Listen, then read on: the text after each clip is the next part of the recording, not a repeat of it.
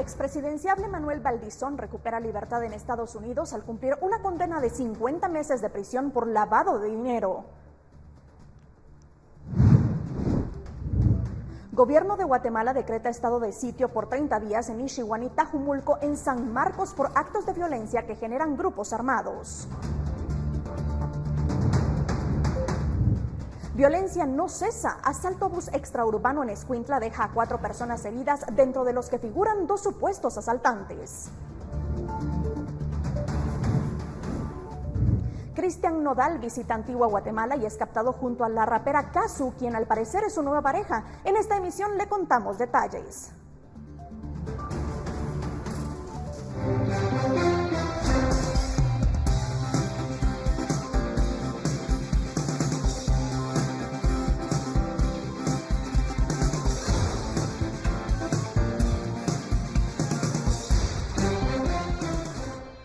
Bienvenidos a la emisión en directo de este miércoles 8 de junio. Soy Paula Osaeta y junto a todo el equipo de Noticiero Guatevisión estamos listos para informarlo, así que lo invito a que nos acompañe durante los próximos 60 minutos. Comenzamos. Un tráiler que transportaba chatarra colisionó contra un camión de carga pesada por el ingreso de Ciudad Satélite, kilómetro 19.5, ruta interamericana, con dirección a San Lucas, Zacatepeques. En las imágenes se puede observar que todo el material de metal que transportaba el cabezal quedó sobre la cinta asfáltica, cerrando 2 carriles de 3 de la carretera. Hasta el momento no se ha informado si hay víctimas o heridos, únicamente daños materiales.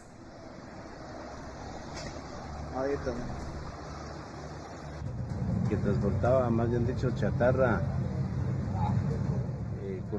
Le cuento que en redes sociales circula un video que muestra cuando un agente de la Policía Municipal de Tránsito de Mixco se desplazaba en su motocicleta y también usaba su celular. Según las publicaciones, el uniformado fue captado en video cuando circulaba sobre la calzada Roosevelt. En las imágenes se ve cuando el motorista con una mano sujetaba el timón y con la otra el celular. El agente se veía distraído mientras manejaba debido a que llevaba la atención en el teléfono y no en su recorrido. El alcalde de Mixco, Neto Brand, se expresó ante lo sucedido haciendo mención de que se había impresionado ante lo sucedido, que jamás creyó ver a un motorista manejando y utilizando el celular. Por lo tanto, se disculpó por el hecho y finalizó diciendo que giró instrucciones para el despido inmediato del involucrado.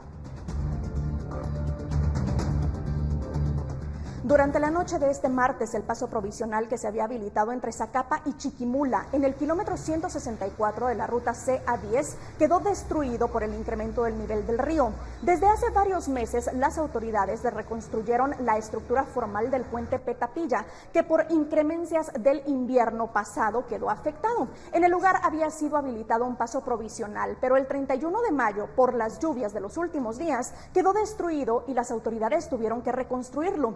Este miércoles, pobladores enfrentan de nuevo el calvario de cruzar el río para dirigirse a sus puestos de trabajo, pues no hay rutas alternas cercanas.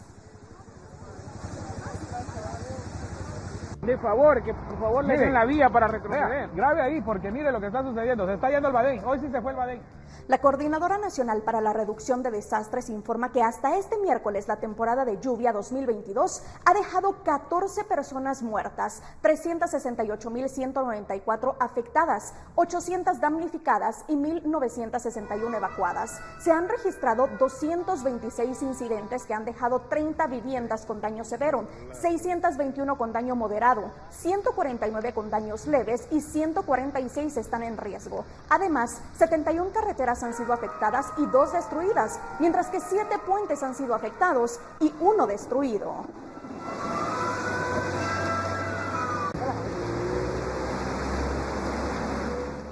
Y le cuento que una niña de 14 años de edad resultó con quemaduras de primero y segundo grado tras la explosión de un cilindro de gas en el mercado de la colonia El Limón, zona 18.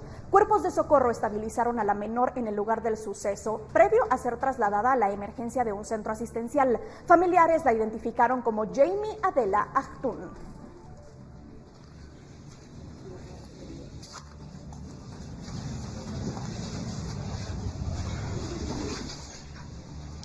El gobierno de Guatemala decretó estado de sitio durante 30 días en Ixiguán y Tajumulco, San Marcos, debido a la violencia que se ha registrado contra las fuerzas de seguridad y la población en general por parte de grupos armados. El decreto gubernativo 2-2022 fue publicado este miércoles en el Diario de Centroamérica y estará vigente durante 30 días. Cabe mencionar que, según las autoridades, estos grupos armados han atentado contra la justicia, desarrollo social, paz y seguridad, al colocar en riesgo la vida y libertad de las personas.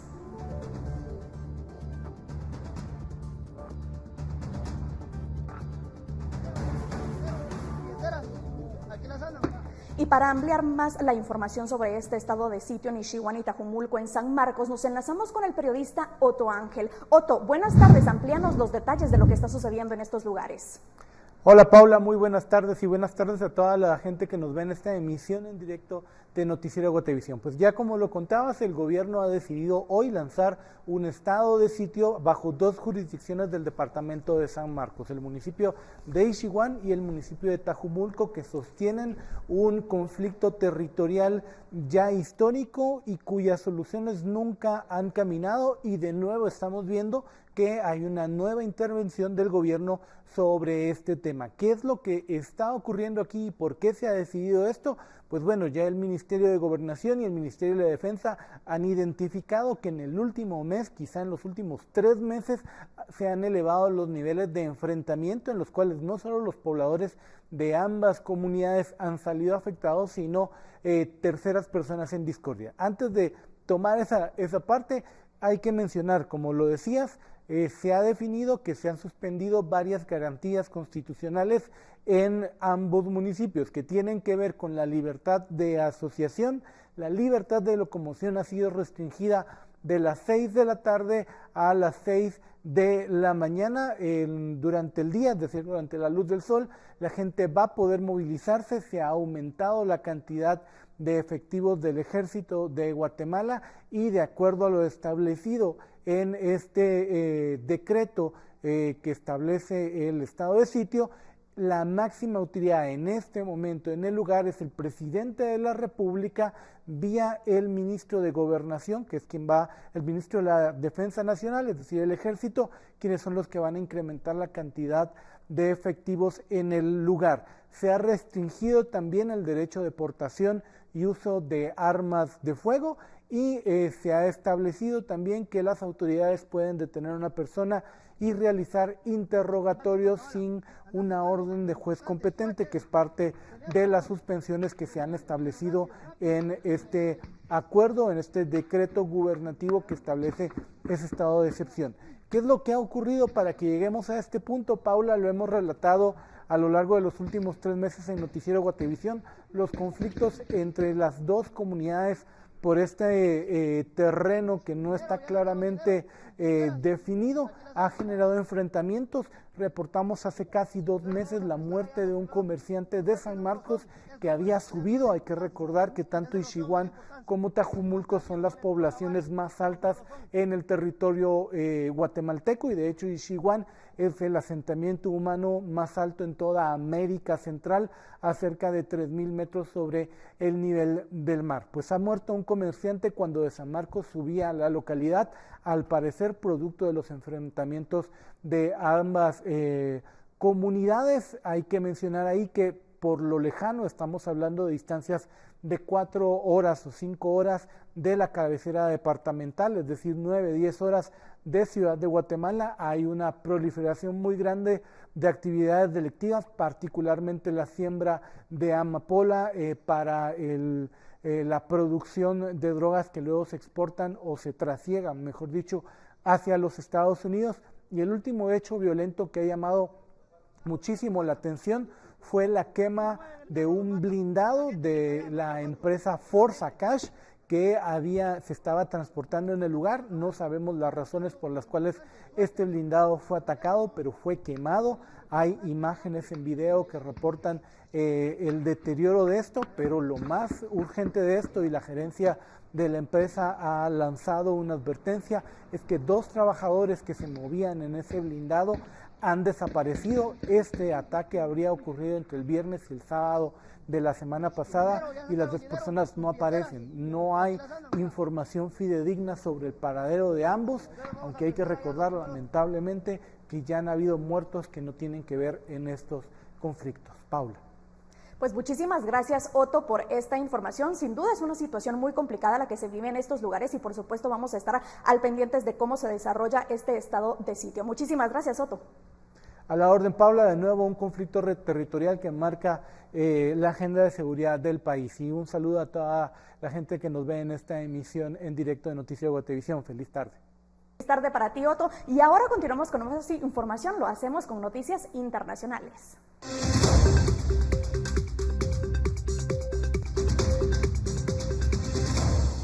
Le cuento que el Banco Mundial rebajó drásticamente el martes sus previsiones de crecimiento global para el 2022 debido a la guerra entre Rusia y Ucrania. Además, advirtió sobre los riesgos de un periodo prolongado de alta inflación y estancamiento económico, especialmente para los países de ingresos bajos y medios. Los economistas del Banco Mundial esperan que este ritmo continúe hasta el 2023 o 2024, ya que las actividades de comercio e inversión se ven afectadas tanto por la pandemia actual como por la invasión rusa. El presidente de la institución consideró urgente incentivar la producción y evitar las restricciones comerciales. 1 millar de ecologistas marcharon este martes en San Salvador hacia la Casa Presidencial denunciando los proyectos del presidente Nayib Bukele, entre estos el Bitcoin City, que se enfoca, entre otras cosas, en levantar una planta geotérmica para abastecer de energía a la ciudad. Los activistas temen por el impacto al medio ambiente que estos proyectos urbanísticos podrían ocasionar, ya que se construirían casas donde se encuentran ubicadas algunas reservas acuíferas. Para realizar el proyecto Bitcoin City, el gobierno tiene pendiente una emisión de bonos en Bitcoin equivalentes a $1,000 millones. Y nos trasladamos a Argentina, específicamente a la ciudad de Bariloche, donde un deslave de barro ocasionó la muerte de un turista uruguayo, quien se encontraba hospedado con su familia en un complejo turístico. El incidente también dejó 2 desaparecidos y 3 heridos en condiciones estables. El hecho ocurrió luego de que un terraplén cediera debido a las fuertes lluvias, por lo que provocó el desprendimiento de tierra que cayó directamente sobre el complejo hotelero, ubicado en una barranca junto a un lago. Varias personas fueron evacuadas al instante y otro tanto trasladadas al hospital de la localidad.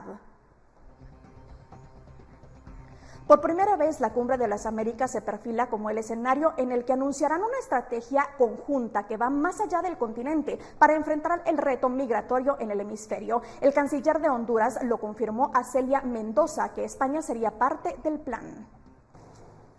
¿Cómo y qué hacer para enfrentar la migración en el hemisferio occidental? Es una pregunta a la que por primera vez de manera conjunta se podría dar respuesta en el marco de la Cumbre de las Américas. Se tiene que resolver este problema de migración de una manera humanitaria, pero también de una manera que va a trabajar, porque ahora lo que está pasando es que hay un sistema que no existe, está muy quebrado. Reconoció en conversación con La Voz de América el embajador de Estados Unidos en México, Ken Salazar, quien ha estado trabajando junto al gobierno mexicano en la construcción de mecanismos que permitan enfrentar las causas fundamentales de la migración regional. Una declaración hemisférica frente al reto migratorio se concretará en la Cumbre de las Américas. En ella, confirmó a La Voz de América el canciller de Honduras, Enrique Reina, se incluyen alternativas que han venido negociando con España. Precisamente la ampliación de estos programas de trabajo temporal. Lo queremos hacer con España, creo que son mecanismos muy interesantes para abordar el tema de la migración regular. También lo estamos haciendo con los Estados Unidos para ampliar las visas H2 y todas las que nos permitan también esta regularización. Y al igual que ya lo hemos iniciado alguna vez con Canadá y lo buscaremos con México. Lo que se refleja en la presencia de España como invitado en esta reunión, país que ya estaría jugando un papel crucial en la respuesta a la migración en el hemisferio occidental, con la posibilidad de recibir refugiados centroamericanos y ampliar programas de visados laborales temporales para ciudadanos de El Salvador, Guatemala y Honduras. Debemos ser inventivos, tener una cierta inventiva en generar mecanismos de trabajo conjunto entre todos estos países en los que, de los que nacen la migración, de los que transitan la migración y los que la reciben, para buscar combatir precisamente la migración ilegal y las causas sobre todo que la provocan. A pesar de la ausencia de la presidenta hondureña Xiomara Castro y el presidente de México Andrés Manuel López Obrador, sus cancilleres avanzan en acuerdos para atender a los repatriados, flujos migratorios de terceros países y reunificación familiar. El canciller va a estar, yo creo, espero, en una posición de apoyar todos los resultados de esta cumbre. Entonces va a ser resultado bueno. Sí, yo quisiera personalmente que aquí estuviera AMLO, pero decidió por las razones que él tiene que no iba a venir, pero México está aquí. Y entonces vamos trabajando para resolver las problemáticas que tenemos, pero también hallar soluciones para oportunidades. Celia Mendoza, Voz de América, Los Ángeles, California. Gracias por continuar con nosotros. Como le comentamos hace unos momentos, el ex candidato presidencial Manuel Valdizón salió de prisión en Estados Unidos. Cumplía una pena de 50 meses de cárcel, pero obtuvo una reducción en mayo último. Edwin Pitán nos tiene más detalles. Edwin, adelante, te escuchamos. Hola, muy buenas tardes. Un saludo cordial a toda la audiencia del noticiero Guatevisión. Este día ya se ha confirmado que el ex candidato presidencial Manuel Valdizón ha recobrado su libertad. Recordemos que él fue detenido en Estados Unidos en 2018. Posteriormente, en 2019, fue condenado por conspiración para el lavado de dinero y ha salido de la cárcel un año y medio antes de la pena que se le había impuesto durante el juicio que enfrentó ante las autoridades estadounidenses. Se tenía previsto que él saliera a mediados del año 2024. Sin embargo, ya se ha confirmado que él dejó la prisión en Estados Unidos ayer. Ahora tendrá que aclarar algunos casos en Guatemala. No se sabe cuándo llegará al país, pero acá tiene órdenes de captura, una de ellas por su implicación en el caso Odebrecht. Esta sería alguna de las indicaciones que él estaría enfrentando en caso llegue a Guatemala y de esa manera empezar a enfrentar esos casos de corrupción. Recordemos que algunas de sus propiedades también ya han sido embargadas por las autoridades, por esos vínculos que ha tenido en casos de corrupción y que se cree obtuvo propiedades de manera irregular. Algunos edificios que están ubicados en zona 15, zona 10 e incluso una casa en zona 1 de la ciudad de Guatemala. Con imágenes de Juan Diego González, reportó Edwin Pitán. Cambiamos de tema porque ahora nos enlazamos con Alejandro Longo, portavoz de la Policía Municipal de Tránsito de San Miguel Petapa, que nos brinda el siguiente informe de tránsito. Gracias, buenas tardes a todos los televidentes de Guatevisión. En su emisión en directo le informamos que la movilidad vehicular en nuestro territorio no presenta mayor complicación. Trayecto de la 53 calle en dirección al área del distribuidor vial, bastante libre de la circulación vehicular. De igual manera, el trayecto en ambos sentidos, desde el área del distribuidor vial hacia Boulevard El Frutal, en el ingreso al Ministerio Público y Calle Real, no ha presentado complicaciones. Un transitar bastante rápido. Trayecto del kilómetro 15 al 18, abarcando zonas 6 y 13 en nuestro municipio, se encuentra sin complicaciones en la movilidad vehicular, a excepción del cruce entre zona 7 y zona 6, donde le solicitamos que por favor modere su velocidad. Tenemos pozas de agua derivado de estas últimas lluvias que complican la circulación vehicular y esto ha provocado accidentes con peatones y motociclistas que cruzan. Por favor, al llegar a este punto, modere su velocidad para evitar daños a las demás personas. También le informamos que el kilómetro 22 al 25, ruta sur de San Miguel Petapa, ya no presenta complicaciones, se encuentra totalmente despejado. Han finalizado operativos en contra de vehículos los cuales no portan la documentación necesaria para poder circular. El ingreso a Villanueva desde Calle Real no presenta complicaciones.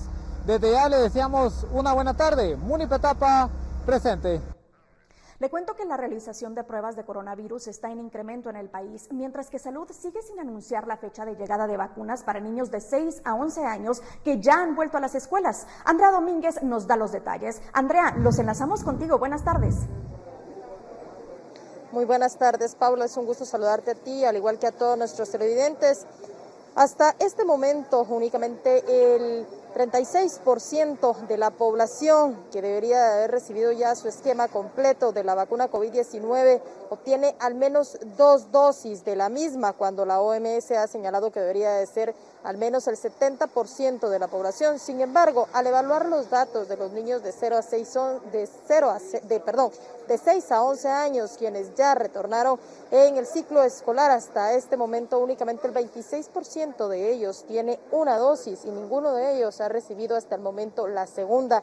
Este día, la viceministra técnica del Ministerio de Salud, Leslie Samayoa, participó en la entrega de una donación de 300 refrigeradores de parte de Japón y UNICEF, precisamente para acercar la vacuna hacia los municipios o departamentos más lejanos del país. Sin embargo, ha asegurado que hasta este momento aún no se tiene o se conoce la fecha de la llegada de vacunas Moderna, que son precisamente las que se necesitan para el rango de 6 a 11 años y que hasta este momento ninguno ha recibido la segunda dosis. Escuchemos qué indicó. Esa donación ya fue aceptada, estamos a la espera del arribo al país. El problema que se ha tenido es que únicamente hay 2 vuelos que vienen desde Europa para acá y por eso es el atraso. ¿Se tiene alguna fecha específica o la cantidad de vacunas que podrían ingresar a través de esta donación? Aproximadamente van a ser 700,000 dosis.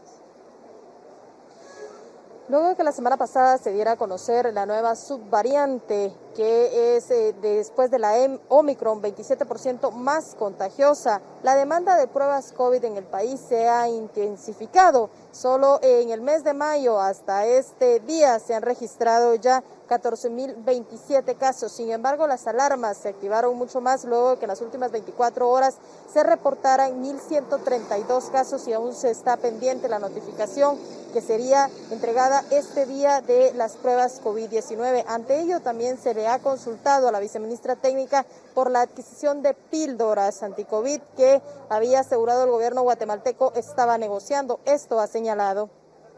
Se está manejando ese acuerdo, se sacaron lineamientos para la autorización de uso de emergencia de esta píldora. Tengo entendido que ya hay varias autorizaciones aprobadas en el país. Esa es la información que yo le tengo por el momento. Más o menos como para cuándo podrían ingresar estas píldoras y con quiénes se hizo las negociaciones. Las negociaciones están en proceso. Tengo entendido que el señor ministro ha estado teniendo conversaciones con varias casas farmacéuticas. Una de ellas ha sido Pfizer. Se están revisando las cláusulas, como ustedes bien saben. Hay algunas que contravienen la legislación guatemalteca, por lo que aún están en revisión. Paula, este es el panorama que se vive en el país en este momento, tanto con la vacunación, con Moderna, así como con la realización de pruebas e incluso estos medicamentos que estarían próximos a ingresar al país. Mientras tanto, miles de niños continúan esperando su segunda dosis sin que Salud tenga una fecha dispuesta para que esta pueda comenzar.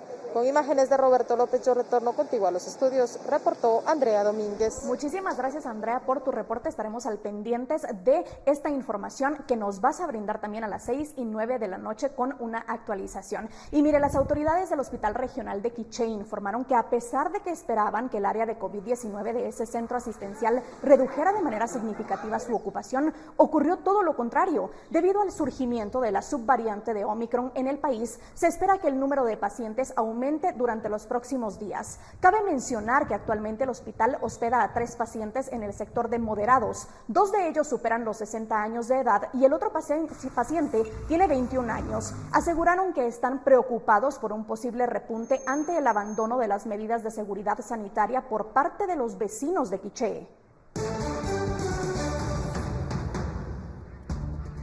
Asalto a bus deja 4 heridos. Además, en Quiché azotan a supuestos motoladrones. Lo invitamos a continuar con nosotros.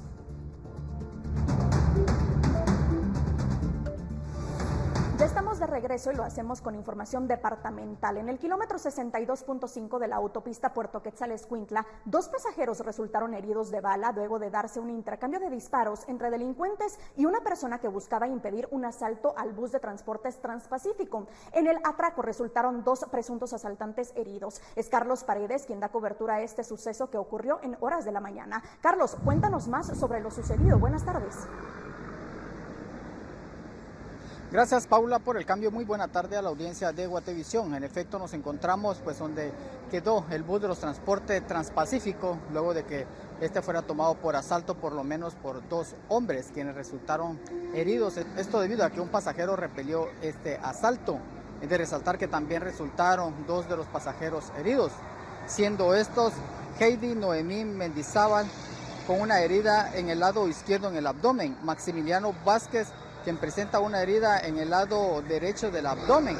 En cuanto a los supuestos asaltantes de este bus, fueron identificados como Elvin Antonio Rivera, quien presenta una herida en el cuello, en el lado izquierdo. También Julio César Mejía Alvarado, con una herida de bala en el cuello, en el lado derecho. Estos 2 últimos han quedado bajo custodia policial en el Hospital Regional de Escuintla. Conversamos con el ayudante de esta unidad, quien explica cómo fue estos minutos de tensión en este bus. Solo se paró y empezó el asalto, y cuando se vio la balacera ni se vio de dónde venía. Entonces, ¿todos empezaron a gritar? Sí, todos empezaron a gritar, eso sería todo. ¿Y venía lleno alguno? Más o menos. ¿De dónde venía? De la capital. Ahorita cargamos en Escuintla. ¿Ha sido muy recurrente ahorita los asaltos en la ruta? Sí, bastante. De igual manera, una de las pasajeras que vivió esta angustia en este asalto donde hubo intercambio de disparos, nos relata cómo fueron estos minutos de tensión. Cosa fea que nunca pudo uno, nunca se imaginó uno haber vivido eso, fue tan feo. Ay, todos se pusieron nerviosos, se gritaron porque no hallaban ni para dónde agarrar, porque como uno quedó atrás y el otro quedó adelante, no podían salir. Pero gracias a Dios estamos bien, solo que un señor sí se fue herido. ¿Tienen temor de siempre viajar en bus? Ah, sí. Reiteramos el nombre de los supuestos asaltantes, siendo estos Elvin Antonio Rivera, quien presenta una herida de bala en el cuello en el lado izquierdo, y Julio César Mejía Alvarado, con una herida también de bala en el cuello en el lado derecho. Es de resaltar que estas personas han quedado con custodio policial en el Hospital Regional de Escuintla, en donde están siendo atendidos. De Escuintla, para Noticiero Guatevisión, Carlos Paredes. Y ahora le cuento que 2 hombres que se conducían en una motocicleta e intentaban robarle el teléfono celular a una mujer que caminaba por la carretera fueron detenidos por los vecinos en Chatinap, Quinto Centro, Santa Cruz del Quiché, y posteriormente azotados por las autoridades indígenas de ese municipio. Uno de los hombres dijo ser originario de Jutiapa y el otro de Tapachula, México. Las autoridades indígenas dijeron estar preocupadas por el aumento de la delincuencia en Quiché y aseguraron están evaluando aplicar castigos más severos para alentar a los delincuentes a que eviten llegar a ese municipio y a ese departamento a delinquir.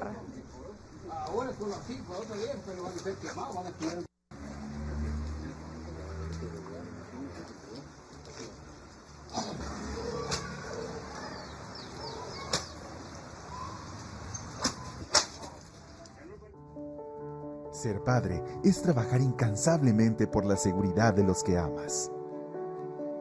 CFS, Corredores de Seguros.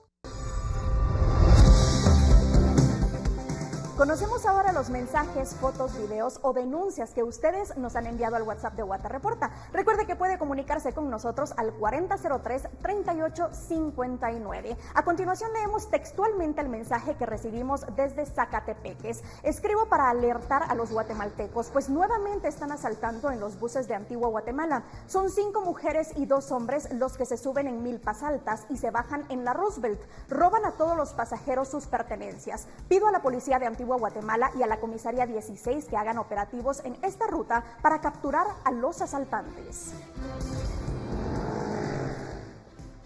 Las lluvias de las últimas horas siguen afectando el paso de vehículos de Zacapa a Chiquimula. El daño en la ruta se registra en la aldea Petapía, ruta CA10.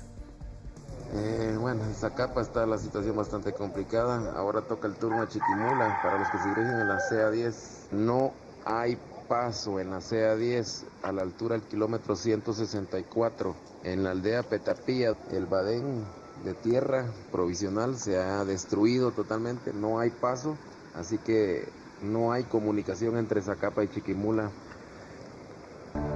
Todo el cariño y las enseñanzas que te brindo hoy son para que tengas un futuro seguro. CFS, Corredores de Seguros. Sube la gasolina e impacta en el bolsillo de miles de personas. Tenemos esta y más información al volver de la pausa.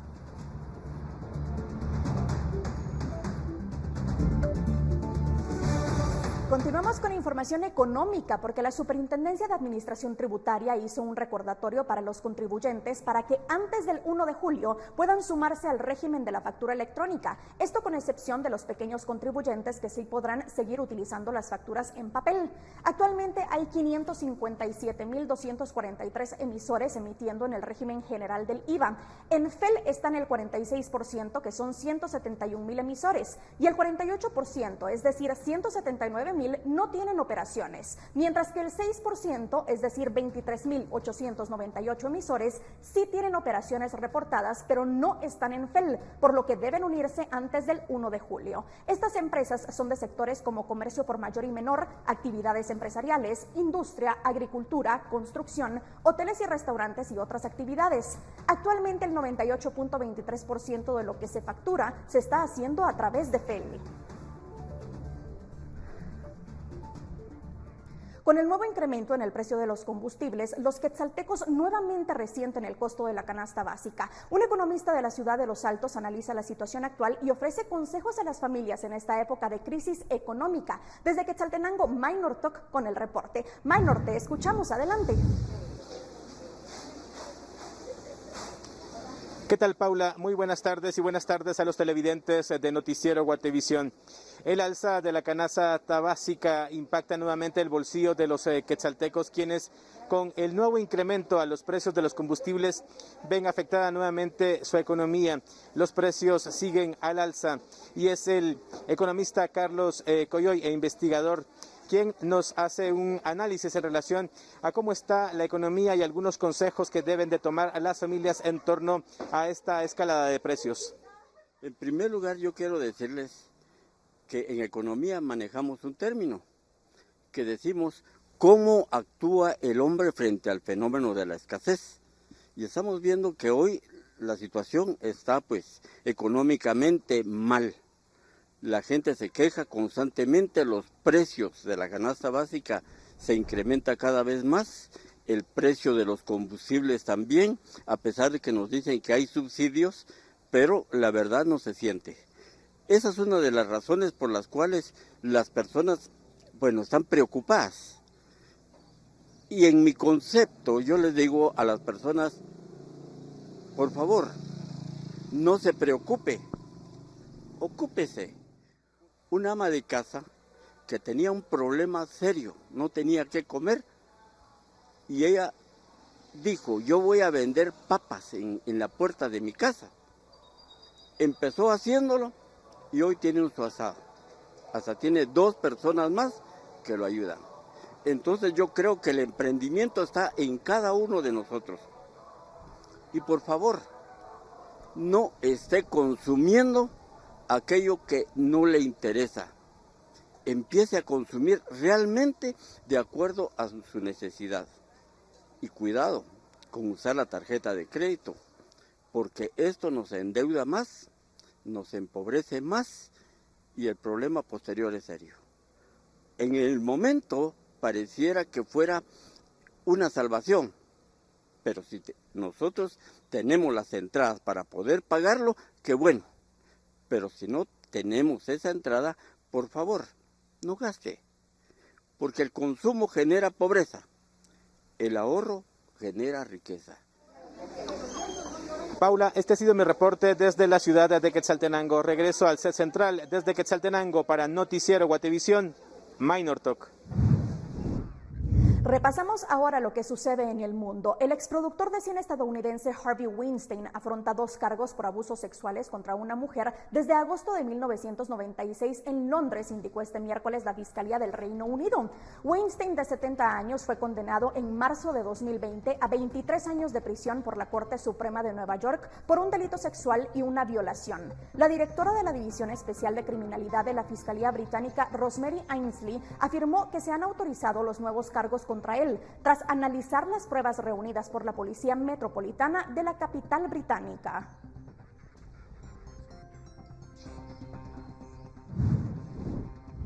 Un automóvil atropelló este miércoles a varias personas en una calle en el centro de Berlín. Este hecho provocó la muerte de una persona y más de una decena de heridos. 5 de ellas luchan por su vida y otras 3 están gravemente heridas. Así lo indicaron las autoridades locales. Luego del suceso, el conductor intentó fugarse. Sin embargo, fue interceptado por los peatones y luego detenido por el cuerpo de policía, que señaló que se trata de un armenio germano de 29 años y que por el momento no se sabe si fue un accidente o un acto deliberado.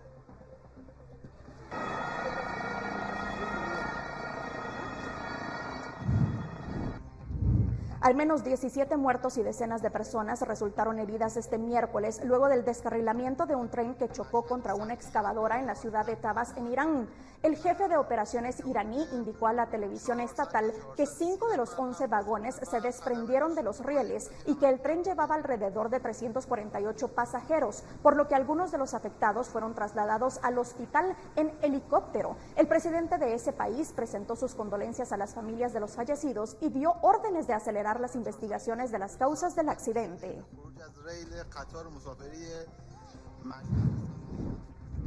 Pakistán e India registran temperaturas que rozan los 50 grados, uno de los peores veranos de los países del sur asiático en más de un siglo, que amenaza con daños incalculables a los cultivos y seguridad alimentaria. Algunas ciudades pakistaníes registraron hoy máximas de 48 grados en medio de una ola de calor que comenzó el pasado 4 de junio, dijo F. Babar, director del Centro Nacional de Meteorología de Pakistán. En medio de la ola de calor, los cortes de energía de hasta 8 horas en las áreas urbanas de gran parte del país y de 8 a 12 horas en las regiones rurales hacen aún más complejo el manejo de la situación para los ciudadanos.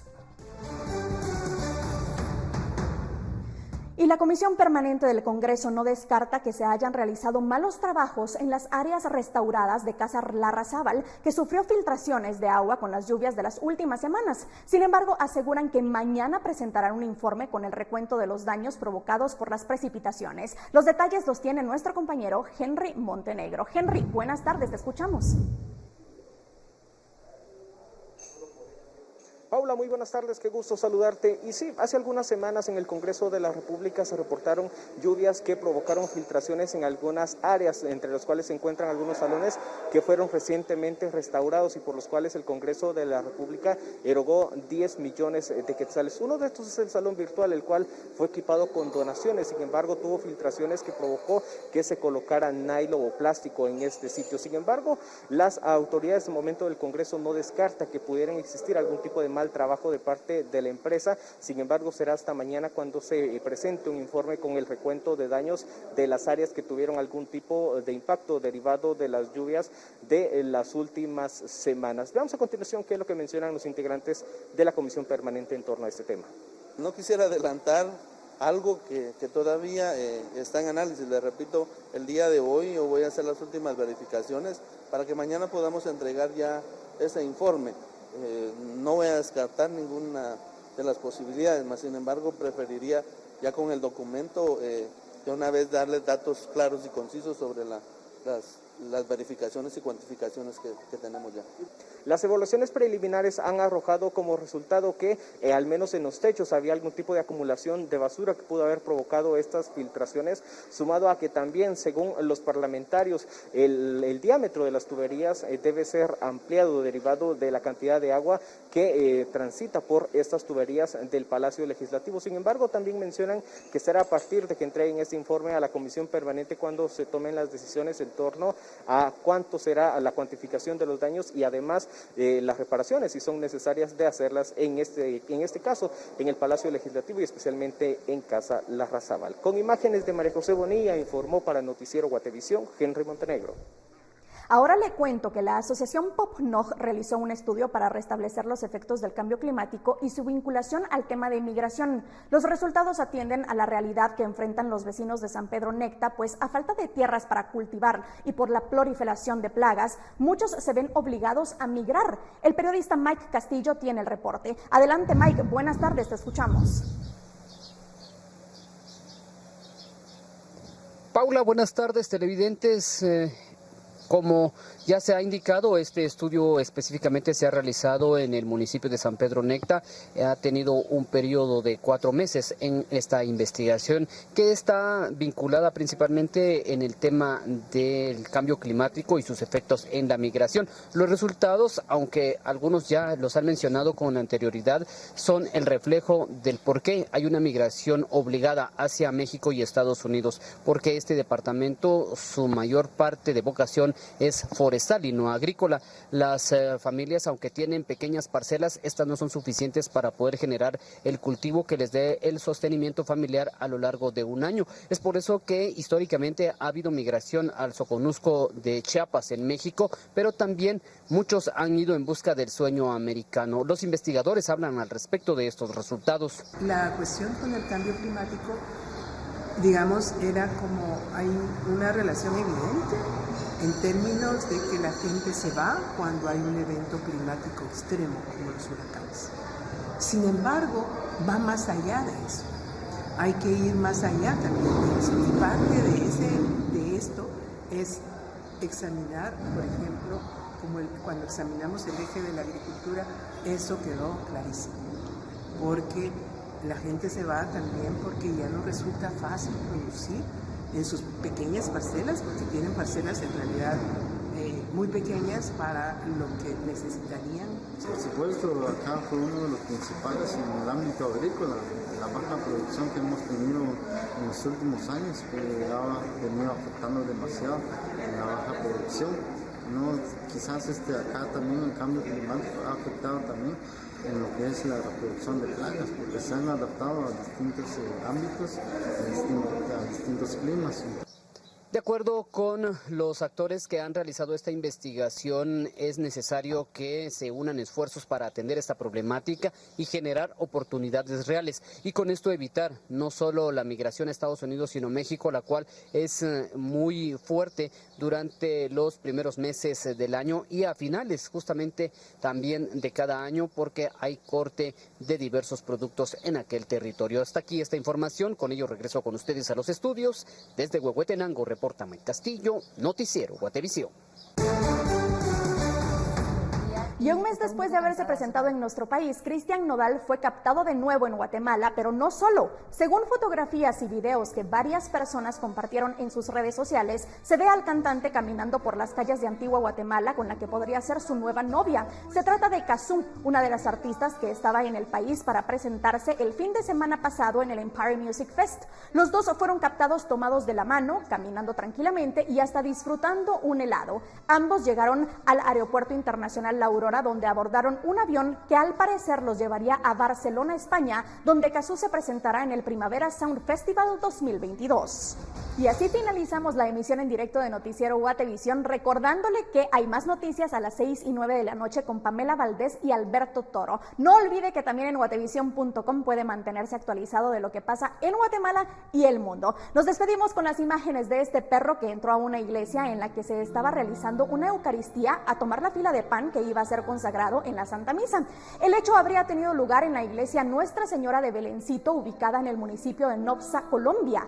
Tras realizar su cometido, el pequeño Firulais disfrutó de su comida en el atrio de la iglesia. Gracias por su sintonía, lo espero mañana a la 1 de la tarde en punto.